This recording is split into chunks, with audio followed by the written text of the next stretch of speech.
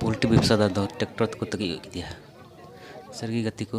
नवा घटना दो 7/11/2023 दिन मंगलवार दुमका जिला घसीपुर इलाका होना अब अंडे जरावान हर को बड़ा बांगमा उन्नी पोल्ट्री व्यवसादार दो आया ओड़ा सगड़ बा खन घसीपुर हटिया अखरीन को लगे अगुई को थे उन अक्तर नते खन गिदिलते पेरे ट्रैक्टर दो सामना सामनी किन तकीन खान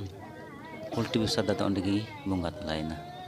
बड़ा बांगमा ट्रैक्टर ड्राइवर और ट्रैक्टर मालिक सगड़ भांगारिन किन थे अद अंडन को ग्रामीण दो उन्नी मुआवजा एम चुआ लगिते दुमका गांधो रोड को जाम आकाना